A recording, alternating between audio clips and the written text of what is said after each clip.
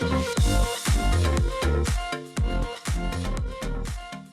everyone, and welcome to Queerly Recommended, the podcast that's all about recommending queer movies, books, TV shows, and more. I'm Kris Bryant, and I'm a contemporary romance writer with almost 20 books about women loving women. And I'm Tara Scott, and I review queer women's fiction at the Lesbian Review, Lambda Literary, and Smart Bitches Trashy Books. So we actually don't have listener questions today, but we do have one listener follow-up, and we thought we'd kick it off just by sharing that. Wendy shared in response to Chris's official recommendation. It was last time that was The Seven Husbands of Evelyn Hugo, right? Yes, the time before last. Every time I go to say that book, my brain wants to say The Seven Wives of Evelyn Hugo. It's like, that's not the title. No, that's not. But so Wendy said, I have a rec for anyone who loved Evelyn Hugo. I can't believe this didn't occur to me before, but Neither Present Time by Karen Werlinger is a really good comparison. Flashback storytelling, fated mates, just a lovely and bittersweet story. Highly recommended. Nice. So thank you, Wendy, for passing that along. I bet people are going to jump on that one. Yeah, I bet, because like everybody jumped on the Evelyn Hugo train. Except for me. Oh my god, yeah. I will. I'm very much in a podcast listening place, not an audiobook listening place. I tried listening to an audiobook recently it was the audiobook for Hidden Figures, which I had been super excited about. It was finally my turn from the library. I put it on. I was like, this is really good. And then my brain was like, it's too long. Here's the problem. No more than an hour. Here's the problem. Mm-hmm. It didn't grab you from the beginning. Whereas how many audiobooks in my life have I listened to? You know the answer. 10. It's like maybe 10. Maybe 10. And so this book was so good. The audiobook was so good that I listened to it twice. I still can't believe you listened to it twice. I know. So that right there should tell you drop everything and just pick it up. But I've started listening to the You're Wrong About podcast. But you can do that, but you need to do this for me. Okay. Okay. I do. I gotta buy it. You but do. I will. And definitely, really, the audiobook. Because somebody put a post on one of the social media sites and said, I'm finally jumping on the bandwagon and I'm going to read this book. And everybody's like, no. I've done both. You need to listen to the audiobook. And I'm Was it Georgia Beers? Because Georgia Beers, I saw she recently posted, she's like, I'm doing it. I'm finally doing it. And all I could think was, Kris Bryant would tell you that you should listen to the audiobook. Okay, Georgia Beers doesn't give a shit about what Kris Bryant says. Okay, she's going to read the book. And I'm like, everybody listen to the audiobook. Truly, because I'm that person, but the audiobook was just so good. So good. I believe you. I'm going to be very disappointed if you pick up the book and not the audiobook, as I have highly, highly, highly recommended in my life. Now you're activating the most belligerent part of myself. I know. Yeah, when somebody tells you need to do something and you fight back with, no! Yeah, when somebody tells me to do something or tells me not to do something. There was one time, did I ever tell you about Don't listen to the audiobook. Do not listen to the audiobook. That's all I can do. That's all I'm going to do then. Psychology. Did I ever tell you about the time that I had Spite ice cream? No, but please. I was in Toronto. It was before the pandemic, but I was in Toronto and I was there for a work trip, but I was staying with one of my best friends and she's the one that we watched the movies with. And so she's like, okay, you got to try this ice cream place. Because I was like, I want to try ice cream. This is what I want. So we went to some a total local staple that's been there for more than 50 years kind of place. And then we went to another place where you get to actually watch them make the ice cream because they do it with dry ice. And that was really fucking cool. Ooh. Yeah, it was super cool. And there was another one that I don't remember. Oh, Dippery, which I also love, is another Canadian. I wouldn't call it a chain, but it's out of Quebec. And then they have one here in Calgary, one in Toronto. And then one of my coworkers, because I was in the office and one of them was like, well, did you try Bang Bang ice cream? And I was like, no, man, I haven't. This is my last day. And I've had ice cream at 3 places already. And another coworker turned to me and he said, you better not have that ice cream. You've had too much ice cream. And I was like, well, there you guess go. What? We're getting some Bang Bang. And I went to Bang Bang and it was the best of all of them. So if we have any Toronto listeners that have not tried Bang Bang ice cream yet, or if you are going to visit Toronto, you absolutely must go. It is so good. I had a miso and sour cherry ice cream. Oh, wow. No, roasted cherries. I know that sounds weird. I thought it was weird. And I asked them, I was like, what's that like? And they said, it tastes like cheesecake. And I said, ooh, okay. And then I tried it and it tastes like cheesecake. It's so good. Lucky. I'm not real big on ice cream, believe it or not.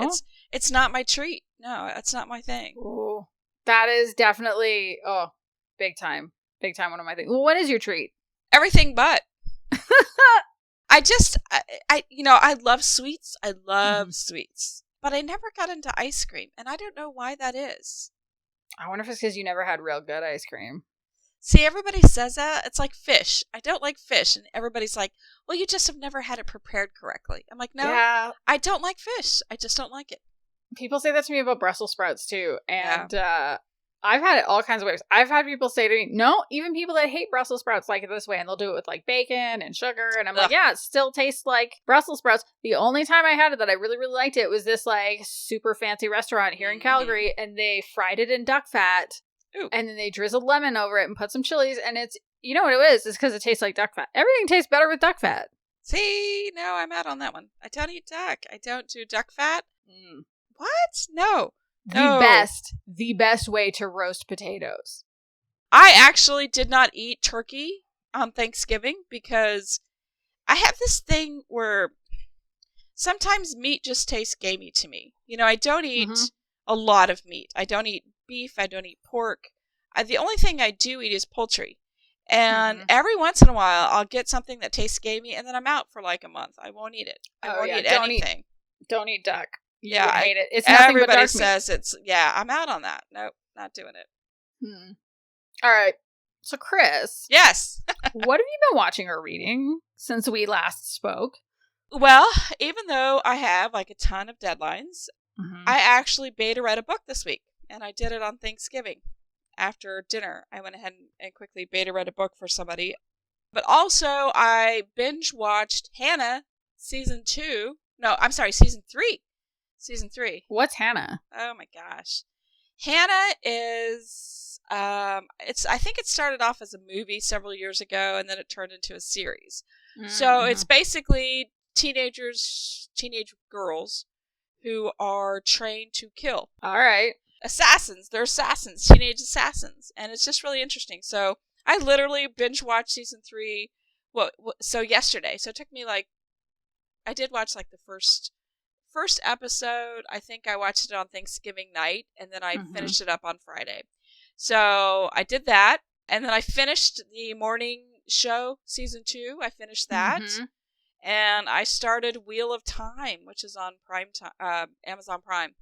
It's kind of like Game of Thrones-y type stuff. Yeah, because they're adapting the Robert Jordan series. I'm mostly tempted because Rosamund Pike is gorgeous. But I haven't read any of the books, and I've heard that if you haven't read the books, it's a little harder to follow. They say that there are over 2,700 characters in the books. Ugh. So I'm basically just watching it for visual effects. And does it hold up for that? It does. It holds up pretty well for it, and I kind of understand what's going on, but I don't know any of the backstories or, I'm the kind of person that goes into something just to be entertained. I don't need to know, the 600-year history of it. I just need to know what's happening on screen and who this person is. No. And just the surface level is what I need to know, because I'm not really watching it. I mean, I am, but I'm also writing. So as long as I kind of have the overview, I'm good. It's entertaining. I admire, but I don't understand how you can watch TV and write, but still follow what is happening in the TV show. That's the part that I don't understand. It's how are you actually taking in what's happening? I don't get it. It's the best way for me to write. It's worked so far. So absolutely. I'm not knocking it. No. Although I will say, if I am at my desk, if I'm working, and I'm at my desk and I'm sitting up and I'm in a chair at a desk, I do write. I can bang out some pretty good words. But it's not a comfort thing for me. That's when my mind's okay, we must work, we must write. Whereas if I'm on the couch, I've got a lot of things going on. I can get 2,000 words a day that way. Wow. Yeah. But I mean, you see online, all these people are hey, I wrote 8,000 words today. I wrote 12,000 words today. I'm how? How did that? How is that possible? Are these people with day jobs? But also, it seems like they declare that on the day that it happens, but it's not happening every day. No, but even still, like on a good day, I'll get 4,000 and I'm exhausted. Like I'm exhausted. Mm-hmm. So I don't understand. But anyway. Mm-hmm. Okay, so what about you, Tara? What have you been reading and watching? All right, so Drag Race UK is over. Aw. And it's, I don't know. It was a season. Eh. So Crystal Versace won, and I believe that she is the youngest winner in the Drag Race franchise history. Either on her own, or she might be tied with Aquaria, who was the winner, I think, for season 10? I don't remember for sure. So Crystal Versace is gorgeous. Like, truly, truly, truly stunning drag queen. So beautiful. And ended up having more range than I expected, because I thought she would show up and only be able to serve looks and not be able to do anything else. And, you know, for the acting challenges, she was quite funny. For the improv challenges, she was not the best. But it's been interesting watching the reaction online, because a lot of people are pissed off that she won. Very similar to the last season of Drag Race UK, where everybody felt that somebody got robbed. And I kind of gotta say, I agree, because the other two queens that made it to the top 3, so talented, so funny, incredible singers. And there's one in particular. So here's a weird thing about Drag Race UK. There is no cash prize at the end of every episode, like there is in the US and Canada. I think it's some kind of a regulatory thing in the UK. Like, I think there's just something that says that you can't win cash prizes on shows. Oh, that's weird. It is super weird, because it's like, these queens are putting in as much work as the other franchises, and they don't get to recoup any of their costs for it. I suppose they can book more lucrative gigs later, so that's good. Yeah. But they get, at the end of each episode, if they're the winner of the episode, they get what they call a repeater badge. And Crystal Versace got 2. Kitty Scott Claus got 2.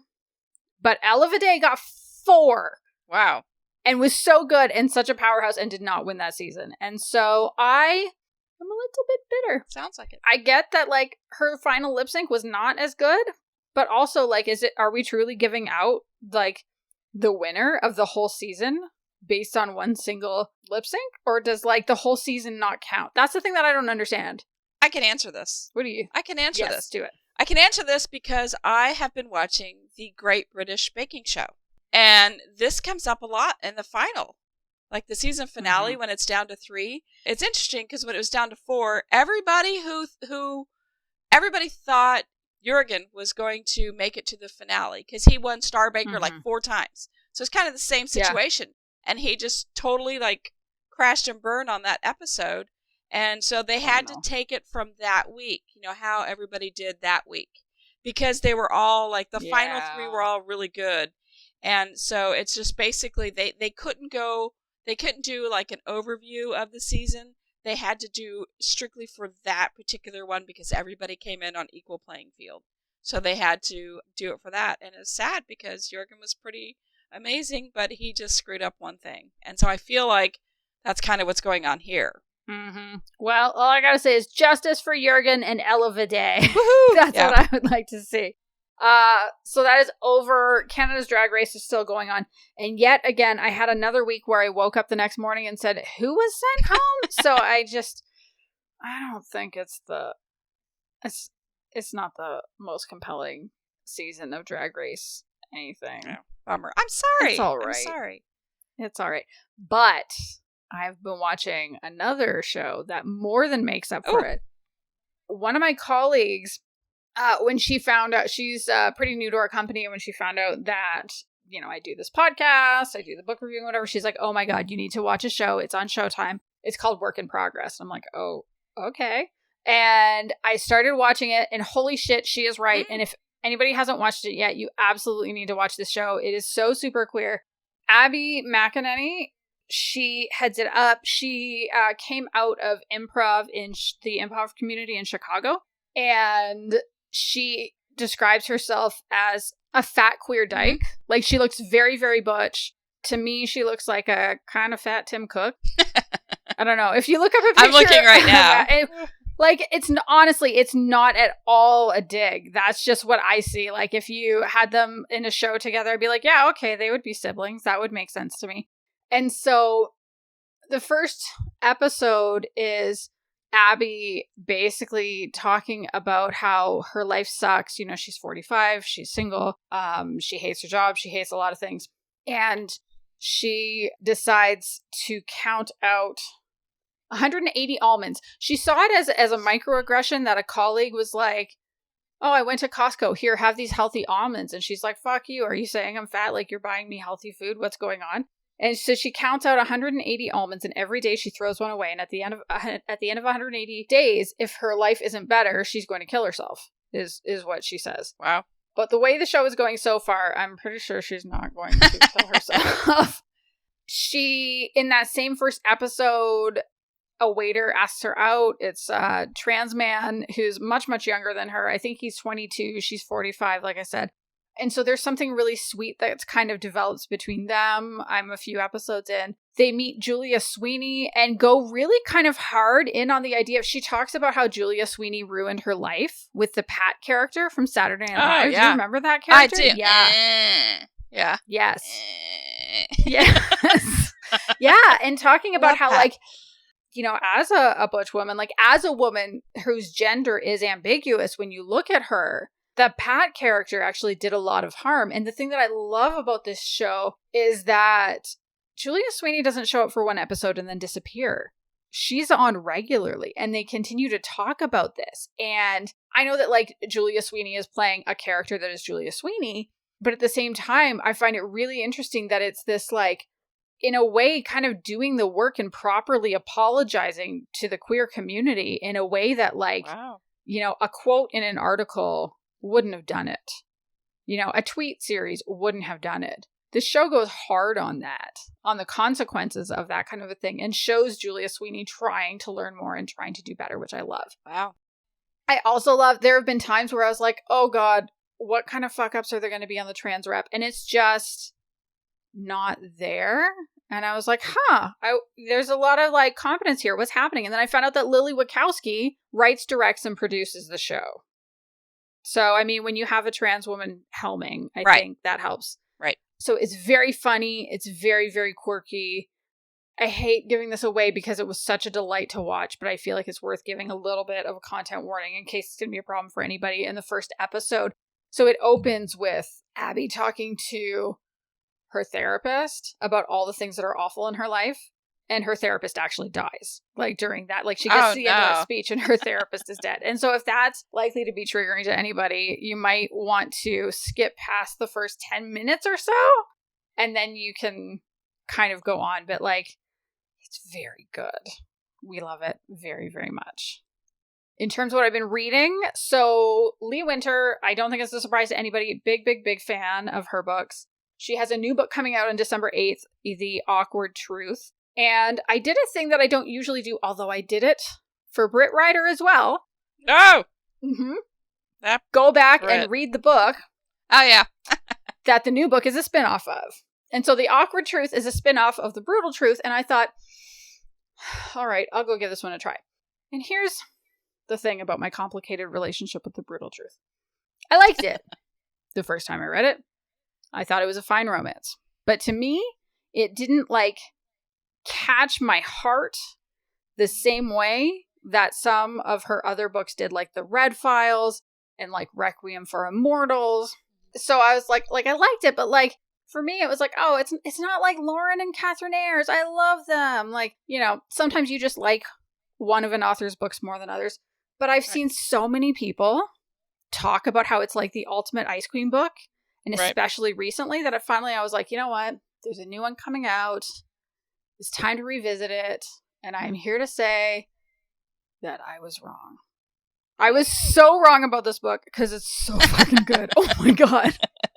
I read almost all of it yesterday, and it is not a short book. I'm not sure how long it is, but it's not, you know how, like, some Lesfic books you pick it up and you're done in like 3 or 4 hours? Yes. No, I read most of yesterday. Like, I was just reading most of the day to read this thing. And I think I'm about 20 minutes from the end finally. So what I love is I fully agree with everybody who says that Elena Bartel is an incredible ice queen. Yes, absolutely. And watching her thaw is so, so good. That is my favorite. Like watching the growth, seeing the relationship build. What I will stand by as not my favorite, you and I talked about this a little bit before we started recording. My main thing is that the burn is so slow in this book that in my head I'm shouting, just fucking kiss already. Because you know you want to. And it takes them a really long time. I looked it up just to actually be sure. They don't have their first kiss until the 84% mark of this book. And also the book, I just looked, and it has 362 pages. Yeah. So, yes. So it takes a while to get to that first kiss. It takes a real long while. And, I mean, to be fair, it's good. But, like, and they're not even actually together until past the 90% mark. Which for me, like, I like a slow burn, but for me, that's an awfully slow burn. So I think if you're a reader who loves slow burn, I mean, definitely read it. But, like, if you love the slow burn that, like, is torturous, oh, this book is for you. Right up there with Lola Keeley's first book, the ballet one. That also has one hell of... Well, no. Does it have a slow burn? So, I'm trying to think of how to put this. You will have much better words for this because you actually live and breathe story construction in a way that I do not. But kind of the point in the story at which the reader is sure that a happily ever after is happening. Bam! Yeah, what's that thing called? Is there a name for that? I just write it. I don't know. I know there's the arc, and I know where it's supposed to be. It's not the climax of the movie. See, there you go again. Climax of the book, but no, sweet spot. I don't know. Yeah, I don't know. Well, in the case of that book, it doesn't happen until like 2% until the end, and you're at a full-on panic by that point. Yeah. Like, is it going to happen? And I mean specifically for the music in the mirror. Like, the thing that I appreciate with The Brutal Truth, in contrast to the music in the mirror, is that I've known for a long time. Like, by the time they get together, sure, it's past the 90% mark, but it's very, very, very clear that it's going to happen. Whereas in the music in the mirror, I was genuinely still concerned at the 95% mark. I'm like, how the fuck is she gonna give me a satisfactory happily ever after? So anyway, Awkward Truth coming out December 8th. I haven't read it yet. I will report back. But The Brutal Truth, I eat my words, is so fucking good. Good. And I think Elena Bartel might be Lee Winter's best ice queen. Oh. I know. Wow. I know. And I still adore Catherine Ayers, but Elena Bartel, you know? Like, I don't know. The heart is fickle, I'm sure you'll have a lot of support with that. I'm sure a lot of people, a lot of readers will agree. Also notable, I think this is the first time since the pandemic started that I have gotten so sucked into a book that I've read pretty much the whole thing in one day, and it's not been a novella. So also, that's good then, yeah. Right? Kudos to that book. Yeah. All right. The last thing in terms of reading and watching, and this is the reason if people are like, what do you mean there's no listener questions? Listen, we didn't even try to go get any. We didn't do any, we didn't have any planned preamble to this, although I did go off on an ice cream tangent because I will always go off on an ice cream tangent because I love ice cream. Because since we last spoke, I watched the Happiest season. And we talked about, should we do a commentary track for this? And I didn't really give you much room to have an opinion on it because I refused to watch it again. I hated it so much. Now, keep in mind that I did watch the Rocky Horror Picture Show twice, and I did it for you. Okay. So here are my thoughts on that. Okay. The first half of Rocky Horror is at least great. Right. And yes, last half I agree. Is horrific. The last half is deadly boring, and you'll never get that hour back of your life, and I apologize. Twice, 2 hours. But, like, The Happiest... I don't know the last time I've had a film make me as angry as Happiest Season. And I actually really felt like I could not in good conscience ask our listeners to watch that goddamn train wreck of an abusive relationship film. Now, we have to start off by saying that The Happiest Season came out last year. It did.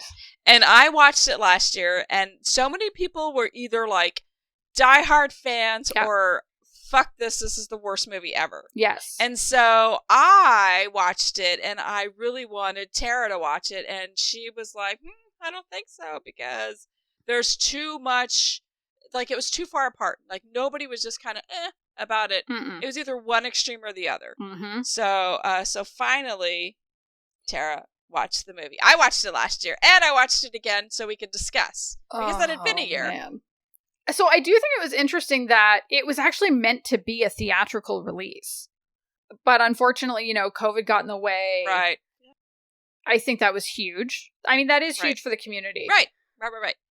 But if only it hadn't been so painful to watch. I just, like, the whole time, I wanted to save Kristen Stewart. And Kristen Stewart is quite similar to this movie, is one of those people love her or they hate her. I am generally Kristen Stewart neutral. I don't know. I don't seek her out. I won't avoid something if she's in it. But in this particular case, she made me love her because I felt like she was in a hostage situation and I wanted to extract her from there. Right. And all the people that said that her character should have ended up with Aubrey Plaza's character, I was like, Riley. Yeah. Let's 100%. do that. Let her be with Riley. Because... Okay, so for people who don't know what this movie is about, I suppose we should probably describe it. Oh, why don't you read the blurb? I'm not going to do that. I don't have it in front of me, but I will describe it. So, okay. Well, you do it fairly though, because you're pretty heated. I'm going to do my best. Okay. So, this movie has Kristen Stewart as Abby, and her girlfriend is Harper, who is played by Mackenzie Davis, and they seem very, very happy. It seems like they've been together for probably a couple of years, right? If I had to guess. I think so. They're... Because they moved in together after 6 months ago. That's how that... Yeah. And Abby is not really big on Christmas. Her parents had died however many years before, and she doesn't really celebrate anymore. And Harper is like, I just wish that you would like Christmas. She takes her on a walk, kind of like a neighborhood walk of, I don't know, their town or whatever. Christmas lights walk. Yeah. And she's all swept up in the moment and says, why don't you come to my family's Christmas? It'll be amazing. And Abby's like, I don't know. I'm supposed to pet sit all these pets. And Harper's like, you can find somebody else to pet sit all the pets. Just come with us. It's going to be amazing. The next morning, Abby says, yeah, I'm going to go. And I'm really excited. And Harper's like, you don't have to if you don't want to. And that was the time my stomach started to fall. Because I was like, oh no. Oh, you have regrets. And they're in the car on the way there. And Harper says, so my family doesn't know that I'm with... Remember how I told you last summer that I told my family that I'm a lesbian and that we're together and it was really good? And she was like, yeah. And she's like, that didn't happen. And she's like, it didn't go well. And she's like, no, I didn't tell them. So Abby is walking into a situation where everybody thinks that she is an orphaned roommate. Straight. And a straight orphan roommate. Right.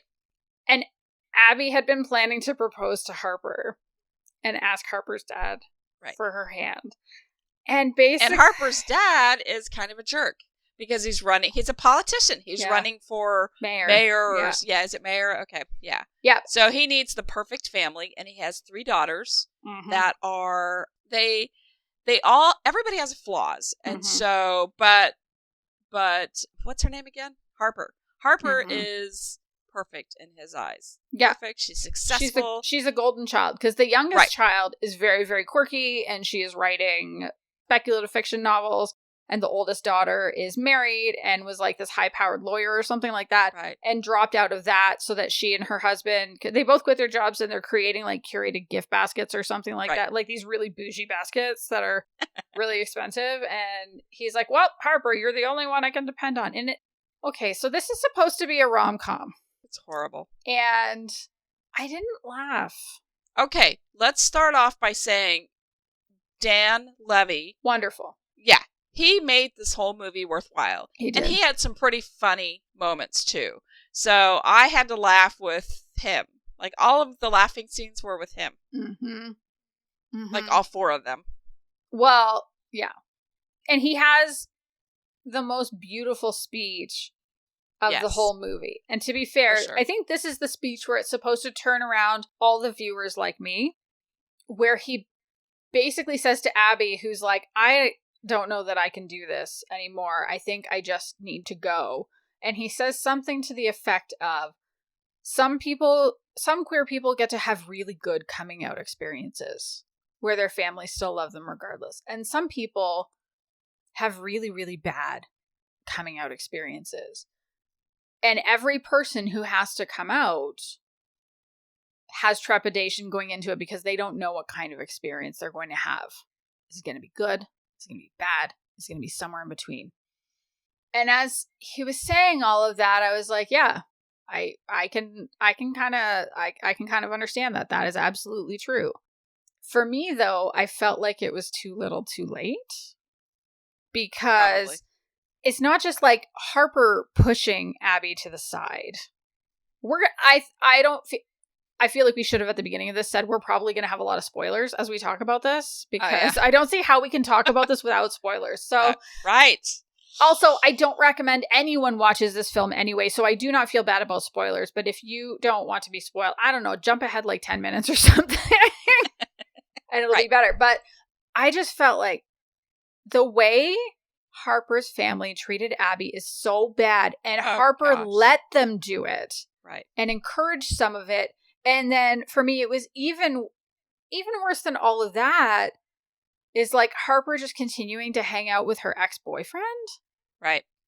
The whole time, like, you bring this person here who is supposed to be the love of your life, who doesn't know any of these fucking people, and you let your family treat her like shit.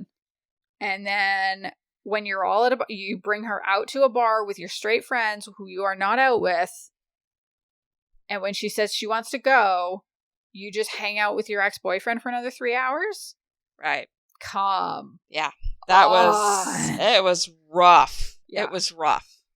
That was like, I'm just having left. Grunts and yeah, I would have left too. I would have left. I mean, without a doubt. I'm at that age where it's like, yeah, fuck this, I'm out. I mean, I don't need this stress. Mm-mm. That is just that. It was bad. The thing what were you about to say? You were still going. You go, girl. I was still going. So I also read some interviews with Clea Duvall, because she's the director and one of the co-writers on this. And she was talking about how, she pulled from personal experiences and whatever. But the thing that she talked a lot about in those interviews is how we are seeing Harper in the worst 4 days of her life. And that this is really kind of about Harper's growth and, that there can be redemption even in the kind of the worst 4 days of someone's life. And I was like, oh, okay, I kind of get it. And she was referencing even details like Harper wears big baggy clothes when she's on, like look at the winter coat that she has when they're walking around the neighborhood, but then she has to wear these really fitted things when she's around her family. And there were like all these details that I hadn't been able to pick up on because, I mean, it's a winter coat. Winter coats are bulky. And like, I think if this movie had had an extra scene at the beginning where we see Harper and Abby really happy together and you see who Harper actually is, because the argument was basically that Harper she kind of regresses over the course of the film into who she is when she's around her family. But I didn't get to see who she is when she was with Abby. I didn't feel like that one scene of them walking around the neighborhood gave me a good sense of who she was, because immediately the next morning she had her like, oh fuck, what did I do? What am I bringing her into? So I think if that had been there, I might have been able to empathize with her more, but I just didn't have that kind of connection. So again, the whole time I was just like, no, get Abby out. Harper needs therapy. I still think Harper needs therapy, but like, get Abby out. Sure. Get her with somebody who wants to be out. Riley. Right? Right. Right. Give me that movie. Exactly. And we also need to talk about the other abuse in this. The other sister.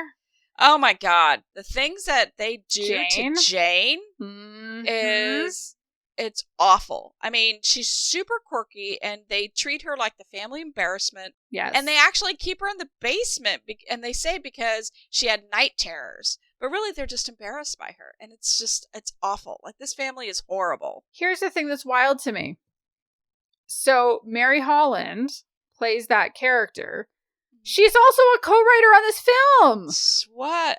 And maybe she was going for humor, but it did not work. No, like, the humor of Jane did not work. It made her look so desperate to be needed in this family. And it's like, trying to please her abusers. And she's, how old is she in this movie? 26? Yeah, 25, probably. 27, somewhere around there? Yeah, somewhere around. Yeah, and it's like, at that point, just find your own place. I know, and she is the best person in that family. 100%. The only one I would hang out with. Right. Yeah, because she's fun and quirky and a little bit different and odd. But then, they have her coming across as desperate. And just for any sort of attention, any sort of love, she's desperate for this. And it's so sad. They're supposed to come across as funny, but it actually is very sad. Well, and the one of the few times I remember actually laughing out loud. No, I think she was in both scenes. So the one was when one of them is holding the box of bottles of wine. Oh, yeah. And it falls, and they pick it back up, and she's like, maybe it'll be fine, and then the bottom falls out. I don't know, physical comedy gag made me laugh. The other one, I laughed, and then I was like, hang on, that's actually really mean, was at the end so the parents are Victor Garber and Mary Steenburgen, and she says something about, and we gave up on Jane when she was biting all those kids in preschool. Right. Which I was like, on the one hand, I was like, haha. And then I was like, no, wait. You're 4 years old. You gave up on a toddler? Like, right. What kind of monsters are these parents? So what else did you like? I liked one other element. No, I liked two elements. I thought that at least the kissing scenes were organic. I liked that. I felt the chemistry, which I'm looking for the positive. Yes. So that's kind of, I have a thing with that. I need to know on screen. It doesn't matter if it's a heterosexual couple or a homosexual couple. I need to feel the chemistry. It needs to be there. Yes. And I feel that they did have that chemistry. So I felt that. So that was good. I felt good about that. Yeah. So what about you? What was one thing you liked about it? I liked that two of my favorite drag queens are in this movie. So there is a great scene, probably the one, again, all the people that hated it were like, the only good scene in this movie is at the drag bar. And I was like, yes, it is. Now, I think we had different reasons for thinking it was the best scene. Everybody else liked it because that was where you saw Abby, and she was out with Riley, who was played by Aubrey Plaza, and just like the chemistry between these two is so good. Spot on. So good. Yes. I can't even imagine how much fanfic was written about them. I kind of want to go find out now. I will look it up later. Right. But at that drag bar, they had two of my favorite drag queens very much in RuPaul's Drag Race. So winner of season 5, Jinx Monsoon is the winner of season 5. And then from season 6, and All Stars 3, Bendelocreme. And they are they're just phenomenal. So good. And if you want to see more of them, and especially more of them doing like Christmas stuff, there's the Jinx and Dela holiday special, which I think you can rent on Amazon Prime. I'd have to check. But it's definitely something that's available. It came out last year when there was no touring due to COVID. So that for me was and Dan Levy. Definitely. It was wonderful. Well, another thing I want to point out that I thought was kind of cool about this movie, one of the other things was that Kristen Stewart had a great job. She was a pet sitter. Yeah. Like, how awesome is that? Yeah. And at the big family Christmas party, she looked very good. Yes, that was yes, for sure. Like, everybody has a picture, like on Twitter, you see it where it has her wearing that kind of a suit with the, like, didn't even bother to button up the shirt. No, and the tie's undone, but hanging around the neck, and it's, Yeah, so everybody, like, I'm one of those people, I'm not a Kristen Stewart fan. I'm just not. I mean, I liked Twilight. I did watch the movies. I think she just doesn't act. And she just doesn't act. I mean, she had she kind of plays the same characters. I'm not, that whole. What about in this movie, thing. though? So she did a better job. She did a better job for sure. But I would just like to point out, I still think she's kind of an ass because, like, she does all these movies and everybody teases her about her inability to act, and then she gets nominated for I think, an Emmy or something? She's up for Princess Diana. Oh, I don't know. Yeah, there's something she got nominated for, and she's like, I don't give a shit. Like, I hate it. I hate it when people do that. I hate it when musicians do that. Like, if they get nominated for something, I don't give a shit. No, you do. It's like Pearl Jam. Like, they were nominated, like, years and years ago for something. They're like, yeah, fuck that. We're out. We don't care. Yeah, you care. You do. So, and I feel like Kristen Stewart kind of needs this whatever, I don't know what it's for. I don't know if it's an Emmy, Oscar, I don't know. Golden Globe, but whatever. She's up for something. And she's like, I don't give a shit. And I'm like, yeah, you're fucking lying. Yeah. Anyway, okay, I'm done. So I still have bitter feelings. You know, I mean, yes, she did a good job in this movie, but overall, she's still on my no list. I think the other thing that's worth noting, and is probably a pretty good segue into official recommendations. Yeah, okay, good. Is, you know, part of the conversation last year is even for the people that were sticking up for this film, even if they didn't like it, they said, like, look, it's not perfect. It has lots of problems, but hopefully this means there's going to be more representation. And this year, because wasn't that the first? So there was that, and then there was that other one from Tello Films. But like, this was the first queer holiday film that was going to get a theatrical release that was put on. Right. But yeah, like, that's huge. And there were very few, even of the Christmas romance or rom-com films. I think this was one of the very first that had lesbians. Like, there just weren't that many. And if you look this year, there are a handful of them that have lesbians in them. So, Kris, what's your official recommendation this week? So, I kind of have to preface this. So, we all know that I love Twitter. I'm like a Twitter whore. You know, and Twitter is great for my ADD. And, like, my thoughts are, like, all over the place. And so I spend most of the time on Twitter scrolling. So, this is me. I'm like, fuck politics. I hate him. Oh, he's such an asshole. Oh, I love that book, too. Like, oh, what a cute puppy. You know, oh, I've never seen what the bottom of an elephant's foot looks like. You know, this is my thought process. All day long. And then, all day long. Oh, she's got the cutest baby. Oh, great. Another actor, far-right actor, is throwing money at Kyle Rittenhouse. Yeah. You know, things like that. That's what I'm doing. I know. That we're not going to talk about it. No. So then I saw this tweet. Somebody I'm friends with retweeted this tweet. It was by Canadian actress Ali Liebert. Canadian. Oh, good people. There you go. So this was the tweet. It said, spoiler alert, and then there was like a little rainbow. And every time a bell rings, Nora gets the girl. Never thought I'd see the day that I'd be playing a lesbian in a Hallmark Christmas movie. This is progress, and I'm proud to be a part of it. That was the tweet. Yay. So I saw the rainbow, and I saw Hallmark, and I was like, oh my God, I must check this out. Like, I've said 1,000 times on the show that I'm a Hallmarker, not a Lifetimer. I just like Hallmark movies because they're sweet and predictable, and just pour some syrup on me because I just love the sticky sweetness, you know, zero angst, over the top happiness. So I'm like, oh my God, is this the first lesbian Hallmark movie? No. It is, isn't it? Is it? No! It's not? It's not. And then I thought, like, is this like the first lesbian Christmas Hallmark movie? Also no. What? It's not. I know. A lot has happened in the past year. So, but I was committed at this point because I had a back and forth with the actress on Twitter. And so I'm like, okay, now I have to watch this movie. And so it's available on Hallmark streaming service, Hallmark Movies Now. And it's called Every Time a Bell Rings. So I literally melted into this small town Christmas movie. And I'm going to read you the blurb because, you know, I'm really bad at this. 3 sisters reunite in their hometown of Natchez and discover, it's in Mississippi, and discover their late father's planned one last scavenger hunt for them to find the family's wishing bell, an annual holiday tradition. As they search for clues, their bond is rekindled and they find hope and healing. So the movie starts off and they're, I don't know how old they are, 10 years old or so? And they're on their sweet little girl bikes, and they're on the scavenger hunt on Christmas Eve to find the Christmas bell. So their father hides the bell somewhere in town, this cute little awesome quaint town, and leaves clues everywhere for the girls to go find. Like, oh, we have to go to the baker and get this clue and blah, blah, blah. And then it fast forwards 20 years and the girls have finally come back into town. Like, their father has passed, so they're spending the holiday with their mother. And this is the first time they've been together as adults. At all? I think so.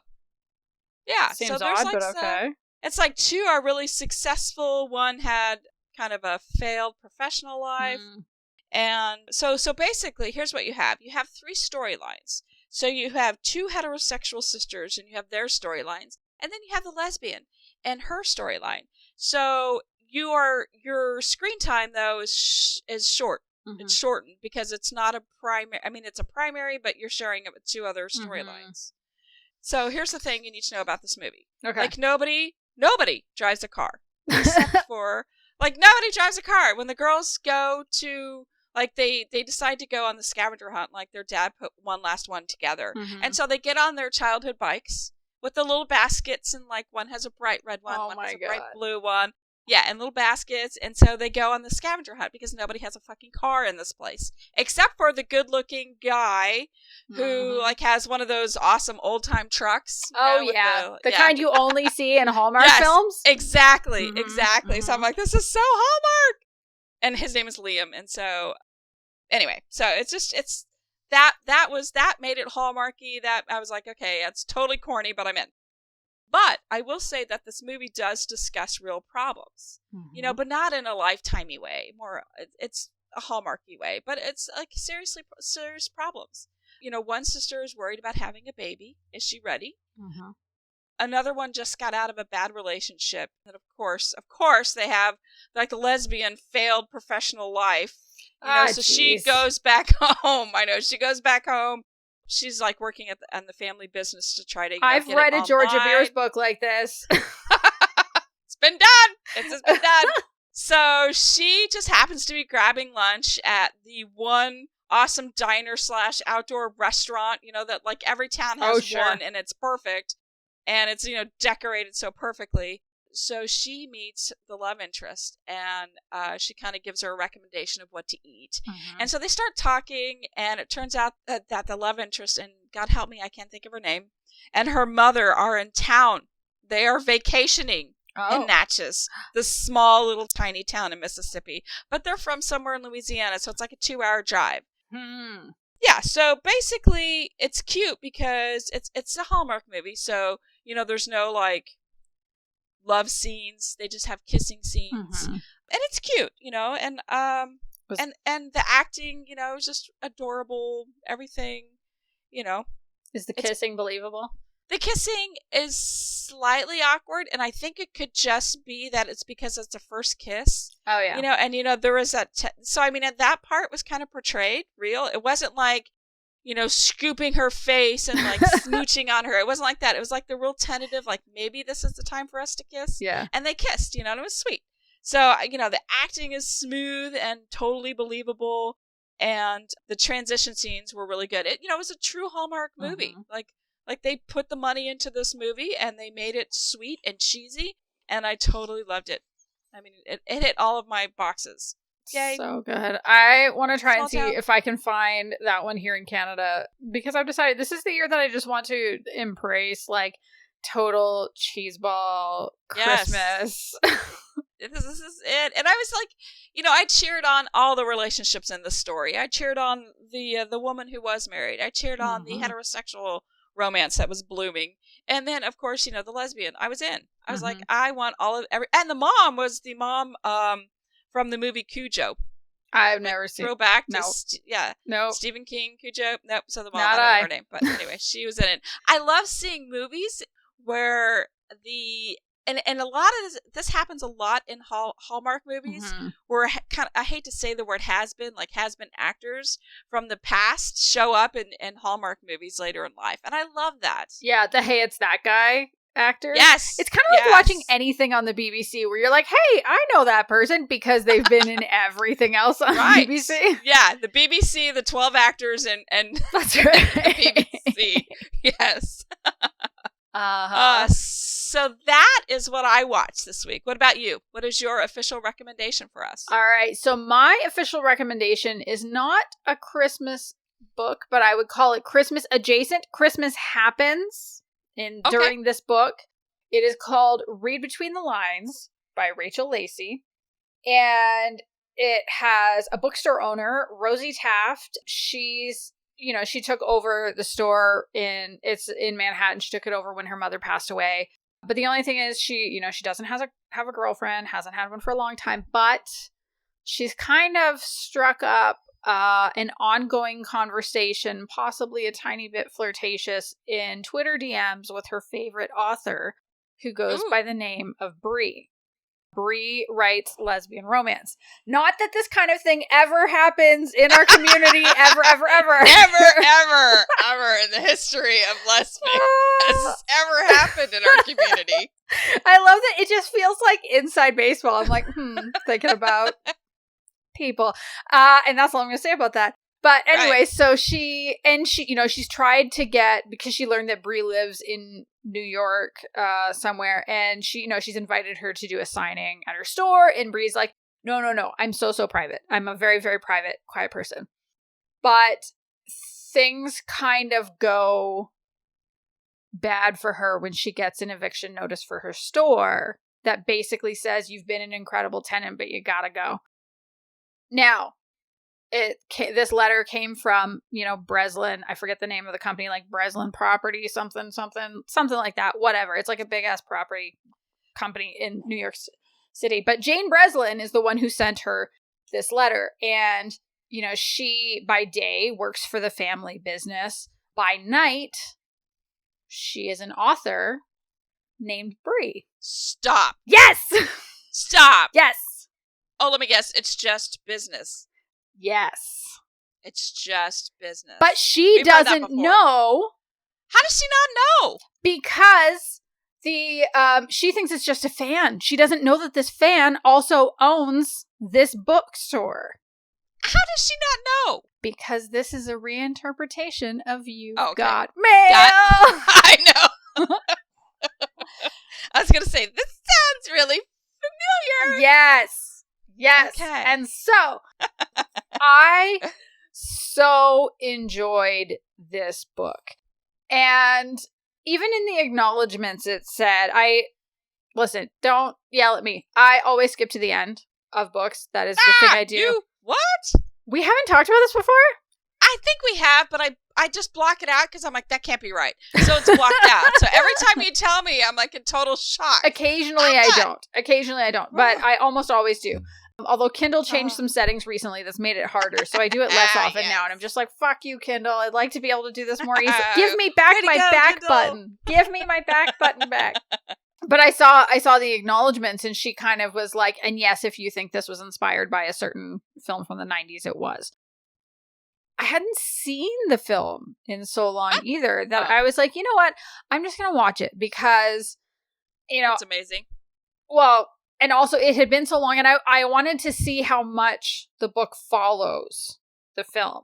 Because, it's not uncommon for fanfic to turn into original fic in lesfic. There's tons and tons of authors that have done it. But also, there are times, when we've heard about books that perhaps stay too close to the original. Right. And so I was just curious, how close is this to the original? And I thought it did a really, really lovely job of updating it, first of all, to where we are now. Obviously, like, AOL email is not a thing anymore. So I thought, putting it in Twitter DMs is really clever because, that is often, like, how author-reader interactions happen. Speaking, like, as a reader who has talked to a whole bunch of authors through Twitter DMs. This is true. Or as Facebook a writer DMs. who has received DMs in the Twitter. Mm-hmm. But, like, so watching You've Got Mail, I realized it doesn't hold up as well as I would have hoped. Oh, yeah. Because basically everything from the point at which Joe realizes who Shop Girl actually is, when he goes into the coffee shop and he's a complete and total dickhead to her. Yeah. And then realizes that, like, oh no, wait, but when I'm with her, she makes me happy. So he decides to woo her and doesn't tell her that he's the guy, but uses this inside information to bring her around so that at the end of the film, and I'm sorry if I'm spoiling the final line of a film, but, like, it's been out since the 90s. So right. I'm not that sorry. But when he shows up, she says, I hoped it was you. I wanted it to be you. And I was like, fuck that. He gaslit you. He manipulated you. This is not okay. And so what I love is that there is zero gaslighting in this book. Except she doesn't know where this person, like, people know where I guess, I don't know. But people usually tell me, like, what their jobs are. Like, hey, I can't talk now, I've got to go to work or whatever. And they usually say, oh, I work here, I do this for a living. I just feel like if you have a back and forth with someone, like, I know what you do, you know what I do. So she didn't say bookstore because she didn't want it to be weird that she had invited. But she asked her. Yeah. But not through those DMs. Like, when she invited her to be a part of the store, it was like an official request from the store as the owner versus like, I am just a fan interacting with this author. And she didn't tell her that she was from the bookstore because she didn't want it to be weird. She didn't want it to... Did she have like some weird name, like Shop Girl 57 or whatever? I mean, she had like something. I was going to say, because how do you not, as a evictee or evictor, like when you're getting rid of somebody, look, hey, this girl's name just happens to be blah, blah, blah. Hey, I think I'm talking to somebody by that name. Well, I mean, there are a lot of people on Twitter that are completely anonymous because they... Disbelief. Yeah, I get it. Yeah. Yeah, so I can't remember. Give me. Well, it's okay. I mean, it's yes. I get it. And I'm sorry for like going down and like, what about this? And what about that? I mean, this is unbelievable. Read the book is what I need this to do. Is unbelievable. Yeah. This total fiction book. No, it's not. It's bullshit. No. Like, I don't want somebody to like look at my stuff that closely. So as long as it's a feel good and it wasn't a gaslighting thing. No, not at all. Not at all. Who it was. Okay. So her Twitter handle was Aurelia Rose 113, which that is not, given that her name is Rosie, like it would have been, right, yeah. It was different enough. So yeah, I like that the reveal comes much, much, much sooner in this book than it does. I think that would have been a bigger problem. And so I felt like they were able to build a relationship on like really solid, fair, equitable ground in a way that wasn't possible in You've Got Mail, unfortunately. Although I did think it was cute that there's a dog in there named Brinkley. I thought that was a nice little carryover, which is the same name as the dog. The dog who is the best character in You've Got Mail. No, that's not fair. Right. That's not fair. I really liked... See, now I feel like I'm doing a thing about You've Got Mail and about this book. Sorry, I didn't mean it. It's my fault. But like, I think it's my fault. I could be wrong. But isn't it Meg Ryan's? I think it might be Meg Ryan's cutest role ever. For sure. The cutest, yes. Cutest, for sure. She's so cute in that, because she's a fucking psycho in Sleepless in Seattle. That is not cute. That is not a cute movie. That does not hold up. She is a stalker. But, like, she's so cute in You've Got Mail. Like, some of her inflections and how she says things, and some of her, like, when she, like, races across a room and the way she runs is just so cute. And so, yeah, okay, this is the Meg Ryan appreciation time. And I'm done with that. Okay. Yeah, so I think the thing that I liked, I can't point to similar lesfic books, but I feel like I have read stories. I'm almost positive I've read stories before where you're like, how are they going to get together given the fact that one of them has done something that it's just business, but like it's directly detrimental to the other person's livelihood. And I feel like it really digs into that. It doesn't gloss over it.